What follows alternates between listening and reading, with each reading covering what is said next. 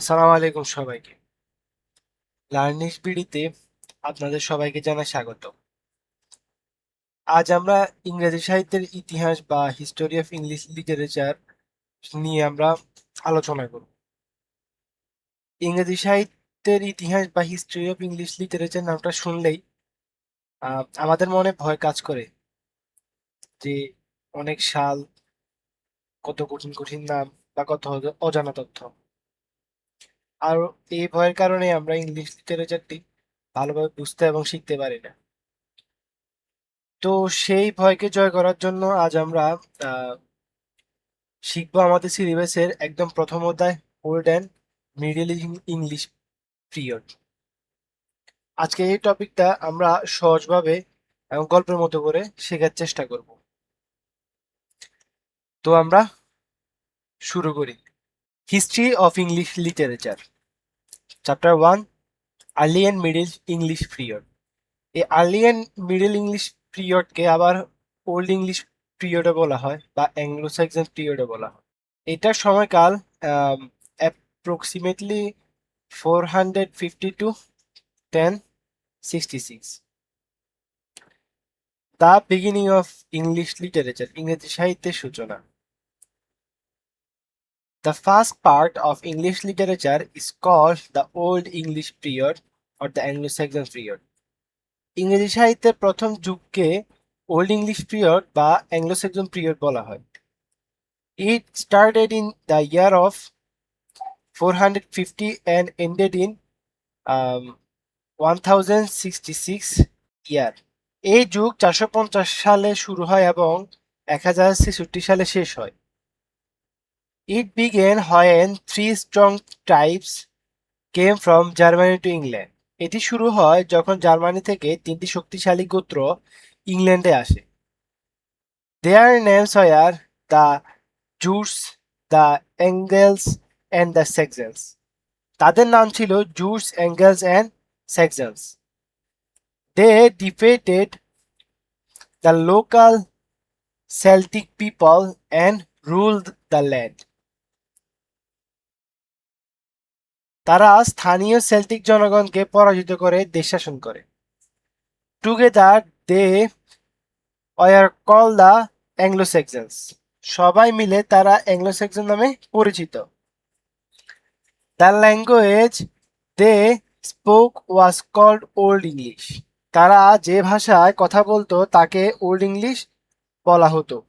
It is very different from the English we speak today. এই ভাষা আজকের ইংরেজি ভাষা থেকে অনেক ভিন্ন ছিল। তারপরে আসি আমরা দেয়ার লাইফ অ্যান্ড বিলিভস, তাদের জীবন ও বিশ্বাস।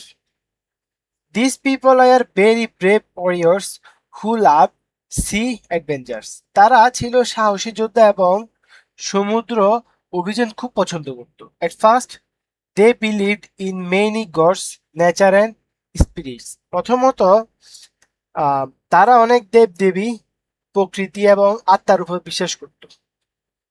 This is called paganism. এই বিশ্বাসকে প্যাগানিজম বলা হয়।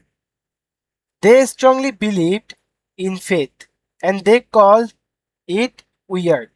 তারা ভাগ্যে দৃঢ়ভাবে বিশ্বাস করত এবং একে উইয়ার্ড বলতো। Later they slowly accepted Christianity and started believing in one god.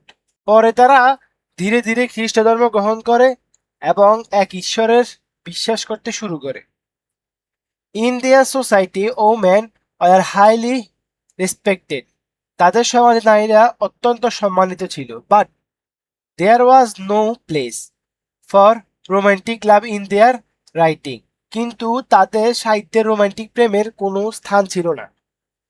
Bad things and evils were often show as ugly monsters. খারাপ ও অশুভ বিষয়গুলোকে প্রায় কুৎসিত দানব হিসেবে দেখানো হতো। তারপর আসি তারা কিভাবে লিখতেন, how they wrote. Most of the writers from this time did not write their names on their books. এই সময়ে অধিকাংশ লেখক তাদের বইয়ে নিজেদের নাম লিখতেন না। So their works are called anonymous. তাই তাদের রচনাগুলোকে অ্যানোনিমাস বলা হয়। They love to write poems more than moral stories. তারা সাধারণ গল্পের চেয়েও কবিতা লিখতে বেশি পছন্দ করত। However their poems did not have end rhymes. তবে তাদের কবিতায় অন্তমিল ছিল না। The lines are not equal in size, meaning they had uneven syllables. কবিতার লাইনগুলো সমান দৈর্ঘ্য ছিল না, অর্থাৎ সিলেবল সংখ্যাও সমান ছিল না। Instead of rhyming at the end, they use the same starting sounds again and again. অন্তমিলের পরিবর্তে তারা একই ধ্বনি বারবার ব্যবহার করত। This trick is called alliteration. এই কৌশলকে alliteration বলা হয়। আর alliteration হচ্ছে একটি লিটারেরি টার্ম, যেটা অধিকাংশ কবিতায় ইউজ করা হয়। তারপর they also used a fun trick called ক্যানিংস। তারা ক্যানিংস নামে একটি মজার কৌশল ব্যবহার করত। This means they enjoyed two words to make a new name.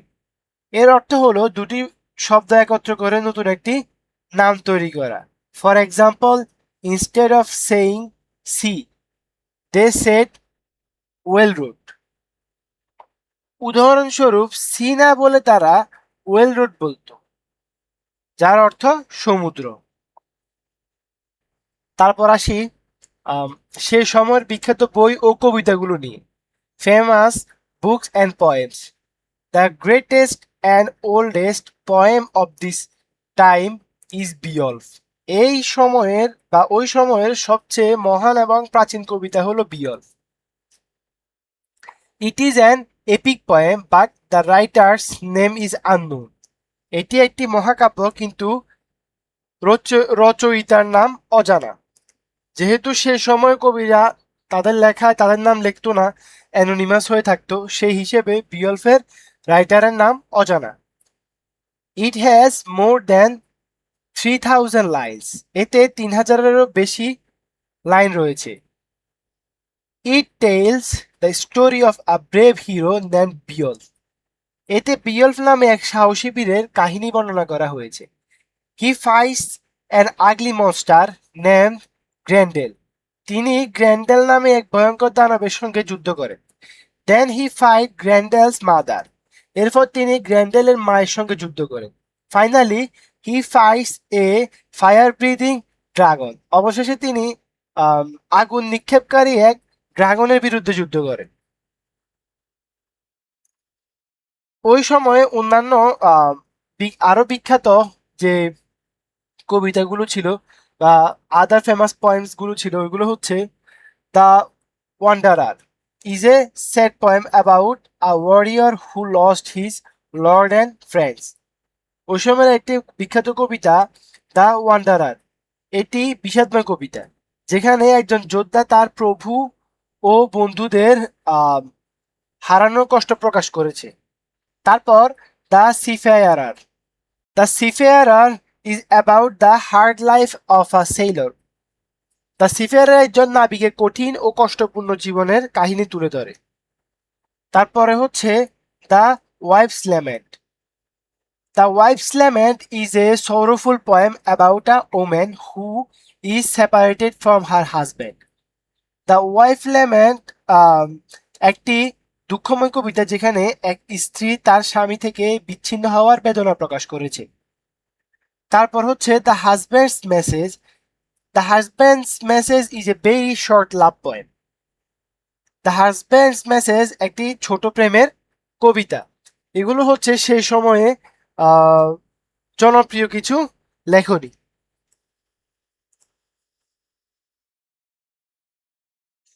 তারপর আমরা আছি ওল্ড ইংলিশ পিরিয়ডের শেষে শুরু হয় মিডল ইংলিশ পিরিয়ড। তো আমরা পরবর্তী পয়েন্টে আসি the end of the era and the Middle English period, যুগের সমাপ্তি এবং মধ্য মধ্য ইংরেজি যুগ। The old English period ended in 1066। Old English যুগ 1066 সালে শেষ হয়। It ended because the Normans from France defeated the Anglo-Saxons at the Battle of Hastings. এটি শেষ হয় কারণ ফ্রান্স থেকে আসা নরমান আরেক জাতি ব্যাটেল অফ হেস্টিং এ অ্যাংলো-স্যাক্সনদের পরাজিত করে। তাদের ভিতরকার তাদের দুই জাতির ভিতরকার একটা যুদ্ধ হয় যার নাম হচ্ছে ব্যাটেল অফ হেস্টিং এবং সেখানে অ্যাংলো-স্যাক্সন পরাজিত হয়। This big event is called the Norman Conquest. এই গুরুত্বপূর্ণ ঘটনাকে নরম্যান কনকুয়েস্ট বলা হয়। The Norman Conquest started the Middle English period.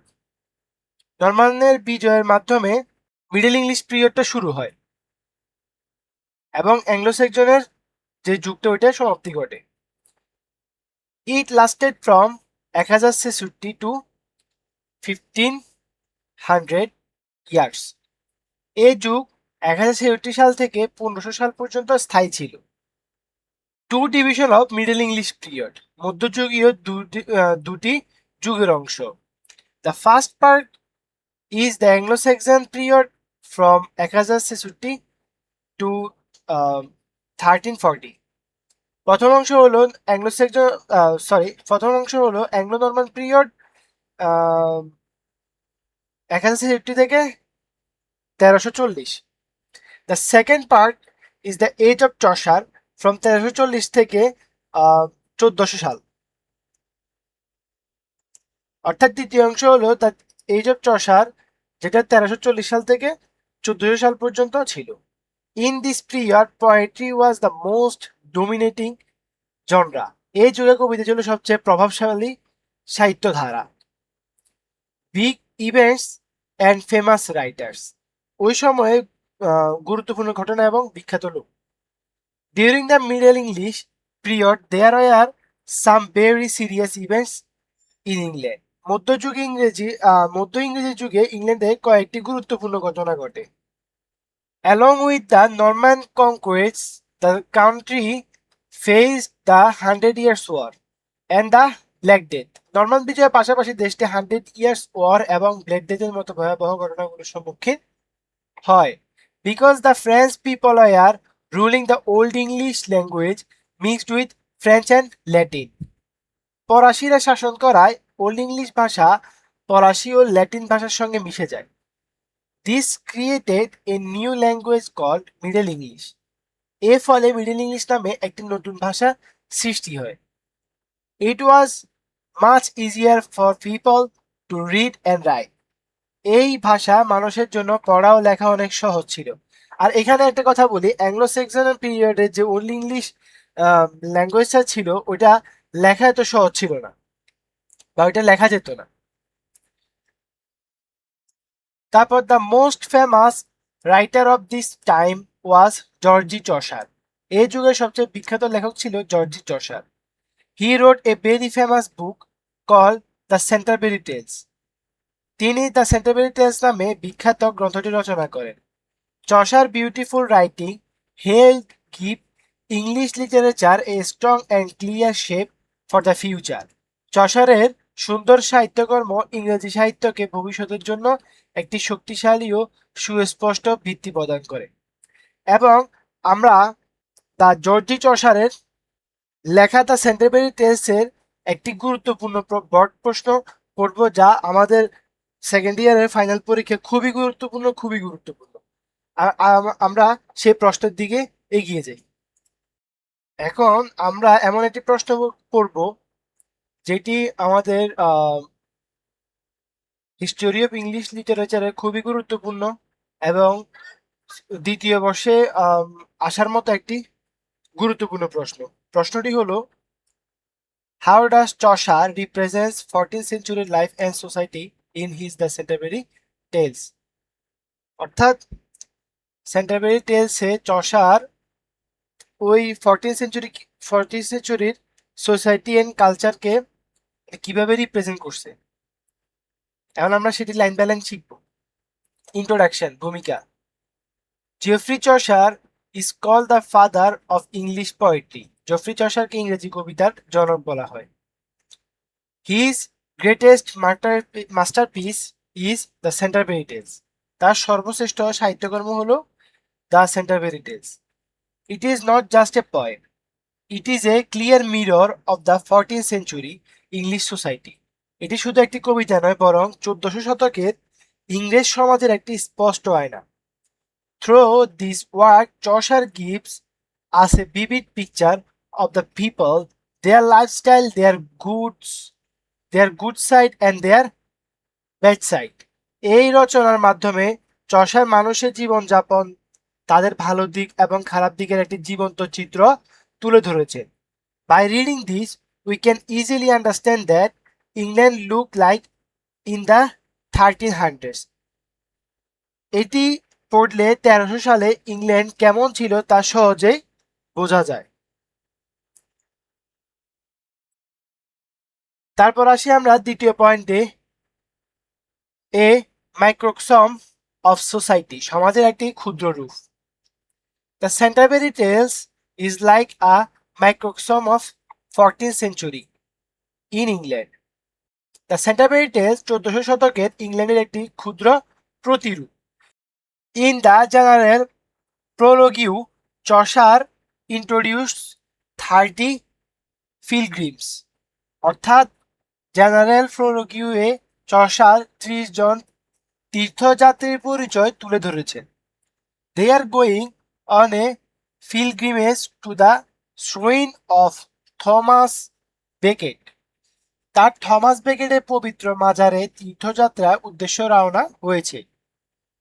These pilgrims come from all classes of society.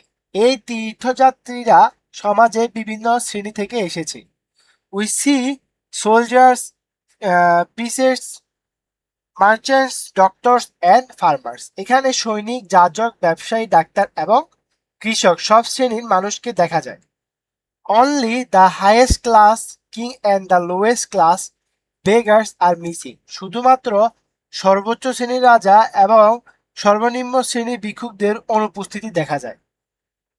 এই পয়েন্টটি মূলত বোঝাচ্ছে যে চসার দ্য সেন্টারবেরি টেলসে 14 শতকের ইংরেজ সমাজে প্রায় সব শ্রেণীর মানুষের প্রতিনিধিত্ব করেছেন।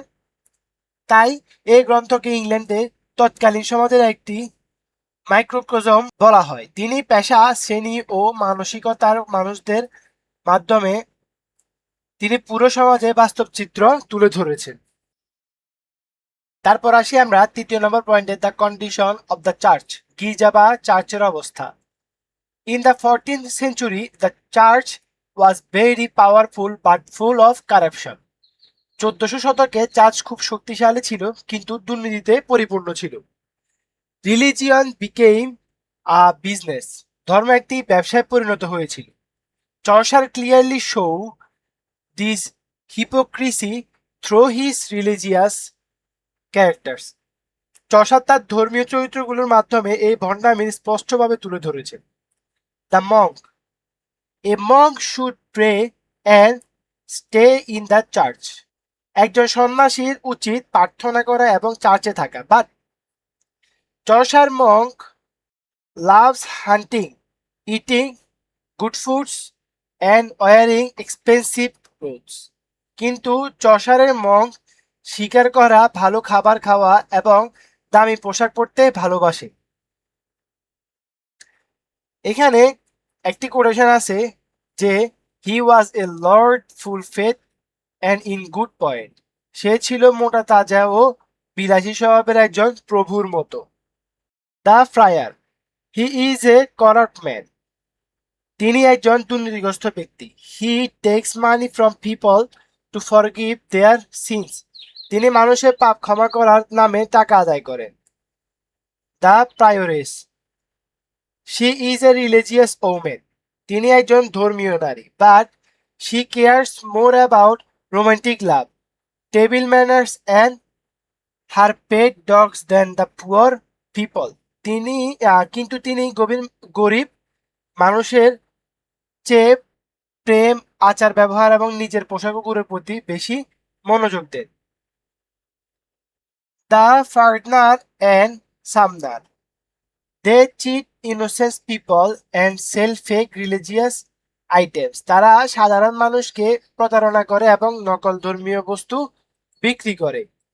এই কোটেশন এই পয়েন্টটির মূল ব্যাখ্যাটা হলো এই যে চষা তার সেন্টারবেরি টেলসে দেখিয়েছেন যে 1400 শতকে চার্চের ব্যাপক দুর্নীতি ও ভণ্ডামি ছিল। অনেক ধর্মীয় ব্যক্তি ধর্মের প্রকৃত উদ্দেশ্য ভুলে গিয়ে অর্থ বিলাসিতা এবং ব্যক্তিগত স্বার্থের পিছনে ছুটছিল। মং, ফ্রায়ার, প্রায়োরেস, ফার্ডনার ও সামনার সবাই এই দুর্নীতির উদাহরণ। তারপর আসি আমরা চতুর্থ পয়েন্টটি হলো the good side of religion, ধর্মের ভালো দিক। Though the church was mostly corrupt, there were still some good and honest religious people.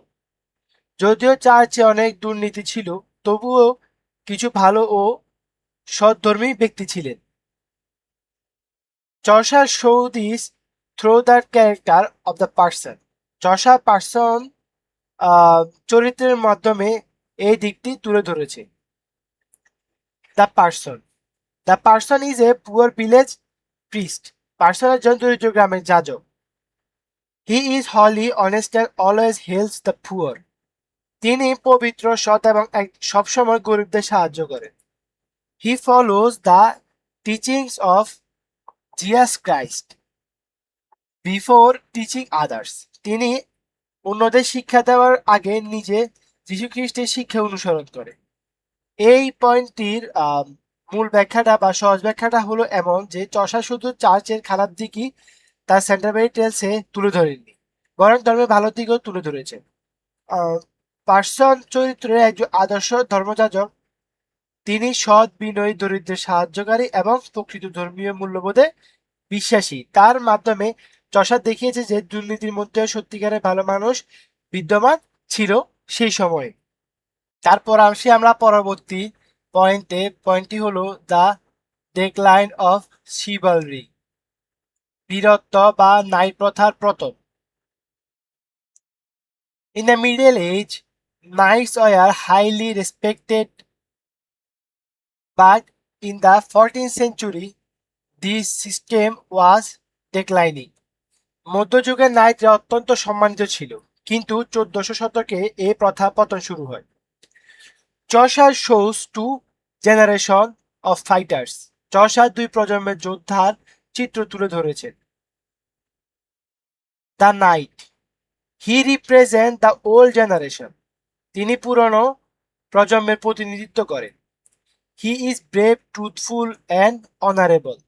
তিনি সাহসী, সত্যবাদী এবং সম্মানিত। He fights for religion, not for money. তিনি অর্থের জন্য নয়, বরং ধর্ম ন্যায়ের জন্য যুদ্ধ করেন। The Squire, he is the Knight's son. তিনি নাইটের পুত্র। He represents the new generation. তিনি নতুন প্রজন্মের প্রতিনিধিত্ব করেন। He fights to impress ladies. তিনি নারীদের আকৃষ্ট করার জন্য যুদ্ধ করেন। He loves singing, dancing and wearing fashionable clothes. তিনি গান গাওয়া, নাচ করা এবং ফ্যাশনেবল পোশাক পরতে ভালোবাসেন। এই পয়েন্টটির ব্যাখ্যাটা হলো এই যে নাইট পুরনো যুগের আদর্শ, বীরত্ব, সততা এবং মর্যাদার প্রতীক। অন্যদিকে স্কয়ার নতুন প্রজন্মের প্রতিনিধি, যারা বীরত্বের চেয়ে প্রেম, আনন্দ, ফ্যাশনের দিকে বেশি ঝুঁকে পড়েছে। এভাবে চষার নাইট প্রথার পতনকে তুলে ধরেছে। তারপর আসি আমরা 6 number point, the rise of the middle class, মধ্যবিত্ত শ্রেণীর উত্থান। The 14th century was a time when trade and business were growing. 1400 শতক ছিল ব্যবসা বাণিজ্যের বিকাশের যুগ। A new middle class was become rich and powerful. একটি নতুন মধ্যবিত্ত শ্রেণী ধনী ও শক্তিশালী হয়ে উঠছিল। চষার পারফেক্টলি ক্যাপচার দিস। চষার এই পরিবর্তনটি নিখুঁতভাবে তুলে ধরেছে। The Merchant, he represent the rising businessman. তিনি উদীয়মান ব্যবসায়ী শ্রেণীর প্রতিনিধি। He is very rich. তিনি খুব ধনী। He always talks about his profit. তিনি সবসময় নিজের লাভের কথা বলেন। He hides his debts. তিনি নিজের ঋণের কথা গোপন রাখেন। The Man of Law, he is a very busy and successful lawyer. তিনি একজন অত্যন্ত ব্যস্ত ও সফল আইনজীবী। He knows how to make মানি, তিনি অর্থ উপার্জনের কৌশল ভালোভাবে জানেন। এই পয়েন্টটির সহজ ব্যাখ্যাটা হলো, বা সহজভাবে যদি আমরা ব্যাখ্যা করি এমন হবে যে, চসার দেখিয়েছে যে 14 শতকে ব্যবসা বাণিজ্যের প্রসারের ফলে নতুন মধ্যবিত্ত শ্রেণী উত্থান ঘটেছিল। Merchant and man of law চরিত্রের মাধ্যমে তিনি এই শ্রেণীর অর্থনৈতিক শক্তি, সাফল্য এবং সমাজের ক্রমবর্ধমান প্রভাবকে তুলে ধরেছেন। তারপর আসি পরবর্তী 7 নম্বর পয়েন্টে। পয়েন্টটি হলো কন্ডিশন অফ ওমেন, নারীদের অবস্থা। Chaucer also shows the condition of women in the 14th century through the wife of Bath. Chaucer wife of Bath চরিত্রের মাধ্যমে 14 শতকে নারীদের অবস্থার চরিত্র তুলে ধরেছেন। She is a very bold and independent women, তিনি একজন অত্যন্ত সাহসী ও স্বাধীনচেতা নারী। শি ওয়াজ ম্যারিড 5 টাইমস, তিনি 5 বার বিবাহ করেছেন। She believes that women should have power and control over their husband, তিনি বিশ্বাস করেন যে নারীদের স্বামীর ওপর ক্ষমতা ও নিয়ন্ত্রণ থাকা উচিত। She represents the new freedom that women are starting to enjoy in society. তিনি সমাজের নারীরা যে নতুন স্বাধীনতা লাভ করতে শুরু করেছিল তার প্রতীক। এই পয়েন্টটি সহজভাবে ব্যাখ্যা করলে আমরা পাই, ওয়াইফ অফ বাথ একজন আত্মবিশ্বাসী ও স্বাধীনচেতা নারী। তার মাধ্যমে চসার দেখিয়েছে যে 1400 শতকে নারীরা ধীরে ধীরে নিজেদের অধিকার ও স্বাধীনতার বিষয়ে যথেষ্ট সচেতন হয়ে উঠেছিল। তারপর আসি আমরা 8 number point, medical science of the time, তৎকালীন চিকিৎসা বিজ্ঞান। Through the character of the Doctor of Physic, Chaucer show us to the medical world of the 14th century. Doctor of Physic চরিত্রের মাধ্যমে চসার 14 শতকের চিকিৎসা জগতের চরিত্র তুলে ধরেছে। At the time doctors believe in astrology, সে সময় ডক্টররা জ্যোতিষশাস্ত্রে বিশ্বাস করতেন। The doctor treats his patients by looking at the star, ডাক্তার নক্ষত্র দেখে রোগীদের চিকিৎসা করতেন। He loves golds very much and makes a lot of money during the plague, তিনি সোনা খুব ভালোবাসেন এবং মহামারীর সময় প্রচুর অর্থ উপার্জন করেন। এই পয়েন্টে মূল বোঝানো হয়েছে এটা যে চসার মূলত বুঝিয়েছেন সে সময় চিকিৎসা বিজ্ঞান পুরোপুরি আধুনিক ছিল না। ডক্টররা জ্যোতিষশাস্ত্রের উপর নির্ভর করে অনেক অর্থ উপার্জন করেছেন বা অনেক অর্থ উপার্জন করতেন। তারপর পরবর্তী পয়েন্ট হলো the lower class and village life, নিম্নবিত্ত গ্রামীণ জীবন। Chaucer does not forget the poor people, Chaucer দরিদ্র মানুষদেরও ভুলে যাননি। The ploughman represents the honest working class, ploughman সৎ শ্রমজীবী শ্রেণীর প্রতিনিধি। He works hard in the field, loves God and helps his neighbours, তিনি মাঠের কঠোর পরিশ্রম করেন, ঈশ্বরকে ভালোবাসেন এবং প্রতিবেশীদের সাহায্য করেন। He is the brother of the parson, তিনি পার্সনের ভাই। Together they show the simple and pure life of the village, তারা একসাথে গ্রামে সরল ও পবিত্র জীবনের প্রতিচ্ছবি তুলে ধরে। এ পয়েন্টটি মূলত বুঝিয়েছে প্লাউম্যান অ্যান্ড পার্সন চরিত্রের মাধ্যমে চসার গ্রামীণ জীবনের সততা, সরলতা এবং ধর্মীয় মূল্যবোধকে ফুটিয়ে তুলেছে।